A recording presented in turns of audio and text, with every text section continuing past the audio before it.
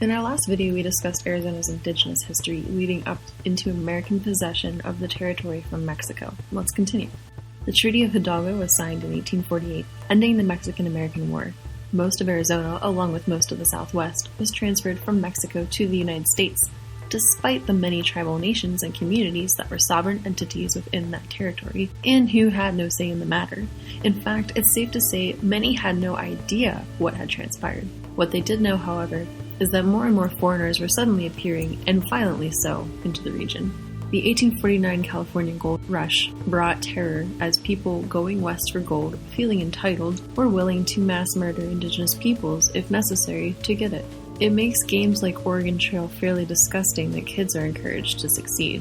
The 1853 Gadsden Purchase encompassed a region of present-day southern Arizona and southwestern New Mexico purchased by James Gadsden, a U.S. ambassador to Mexico, via treaty. He bought it to advance the age of the railroad and aimed to reconcile an outstanding border issue between the U.S. and Mexico following the Treaty of Guadalupe Hidalgo. Ironically, it merely created more border issues which continue today as the southern border now divides many tribal nations and communities, including the Donna-O'odham, whose reservation is the size of Connecticut, and the Yuma. Once able to trade and visit family freely, part of their relatives are now considered Mexican while they are Americans. From 1858 to 1861, the Butterfield Southern Overland Mail System delivered semi-weekly mail and provided passenger stage service from St. Louis and Memphis to San Francisco. This Butterfield Trail is significant because it crossed the Tucson, Phoenix, and Yuma, bringing waves of foreigners through O'odham territories and others along the Gila and Salt Rivers. In 1859, gold found near the Gila and Colorado River confluence created Arizona's first gold rush, perhaps in response as protective measures. In the same year, the Gila River Indian Community, or GRIC, was officially established. Obviously, the peoples had lived there for eternity, but the entity was established officially to provide a recognized home for the Acoma-O'odham, or Pima, and the Peepash, or Maricopa, peoples. They continued to exist as a GRIC on the south side of Phoenix today. 1861 to 1865 saw the Civil War across America and its territories.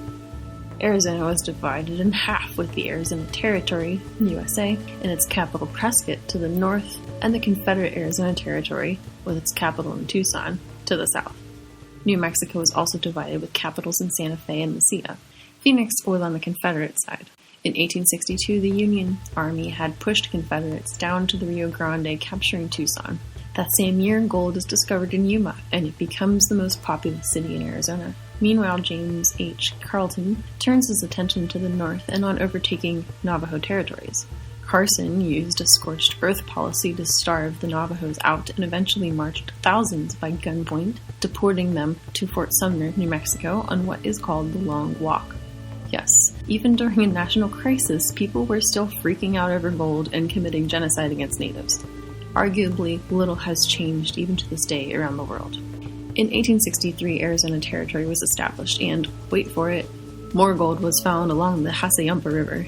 The following year, Prescott became the capital of the United Territory. From 1864 until 1868, the Navajos, who had just been forced on the Long Walk, are held by U.S. military in the concentration camp they called Hueldi. This American model for holding tribes, and which affected other tribes too, would later be an inspiration studied by Hitler. Yes, Hitler's models were of an American origin, first practiced to commit genocide against natives, invigorated by prospects of land and gold during the Civil War. The treatment in these camps was inhumane, exacerbated by the expenses of war.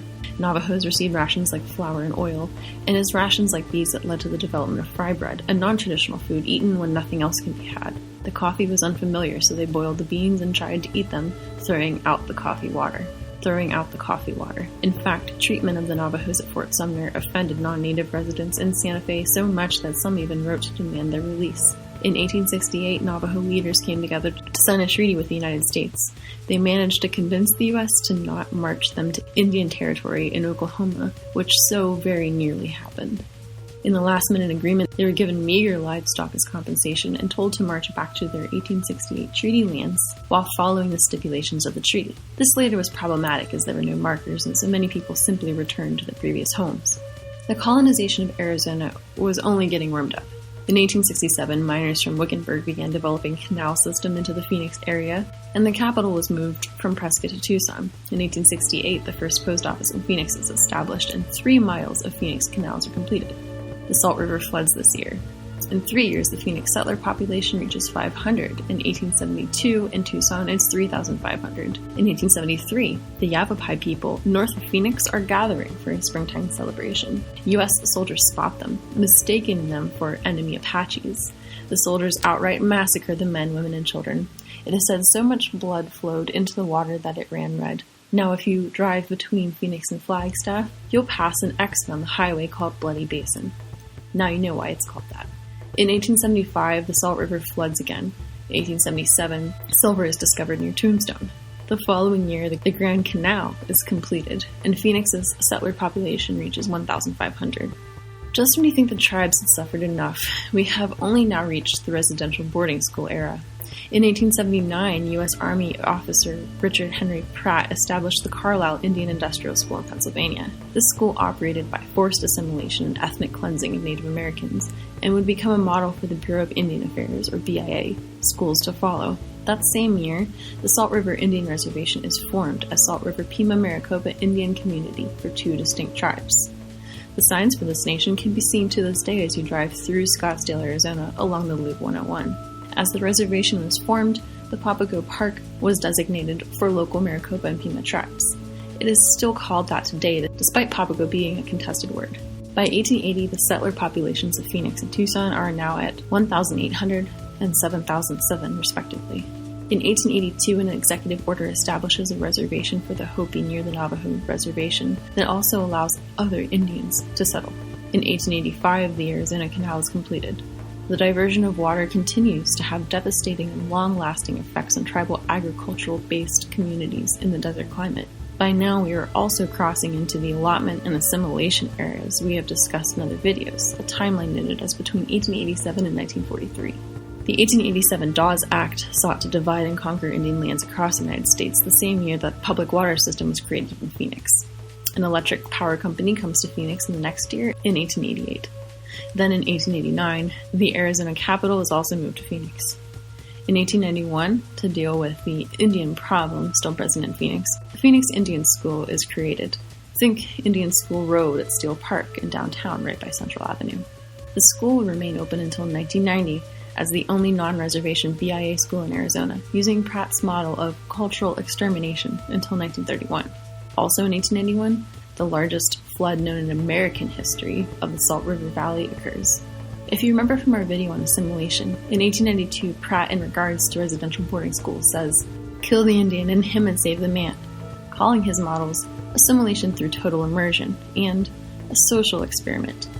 That's terrifying, and it was happening in Arizona to those who had already suffered so much by this time. Today we think of Arizona for Phoenix, noted as the 5th largest city now in the USA. But it came with a price, one most don't remember at all. You see, the objective of the Bureau of Land Management has always been to make the West habitable. That is why driving water and canals down to Phoenix and other arid areas was always such a priority.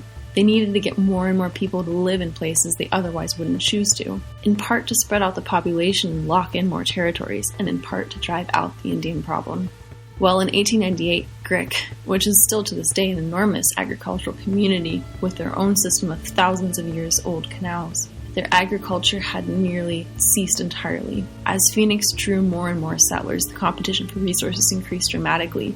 From 1880 to 1920 or so, the tribe saw cycles of drought and famine, their resources being diverted to support new populations. Many at the turn of the century took up woodcutting as a principal means of livelihood, contributing to the loss of much vegetation in the area to this day. In fact, a short trip out of Phoenix toward Tucson on the I-10 will reveal a vast, empty area with stumps and little trees. These stumps are said to be the remnants of those desperate times for survival, and the vegetation mostly never returned. That's because by 1900, Phoenix now stood at 5,544 and Tucson at 7,531 thirsty settlers. In 1901, another drought hits Phoenix. The Newlands Reclamation Act of 1902 came into federal law to fund irrigation projects for the arid lands of 20 states in the American West. In Arizona, this affected the Salt River and also the Yuma area. In 1903, the Salt River Project was founded, In 1905 saw flooding issues in Phoenix, where settlements were placed in probably unintelligent proximities to the waterways. In 1906, construction began on the Theodore Roosevelt Dam as part of the National Reclamation Act. Located up in Apache territories in the northeast in the mountains, this dam exists to this day and largely dried up Phoenix waterways. Nonetheless, in 1908, the Salt River floods again. That same year, the Granite Reef Dam is completed and the Prescott National Forest is established. We're going to pause again because we want to paint this picture as fully as we can without making our videos too long. Join us next time as we delve into Arizona in the 20th century. As always, be sure to subscribe, provide feedback or requests, and share this channel so we can all be on the same page.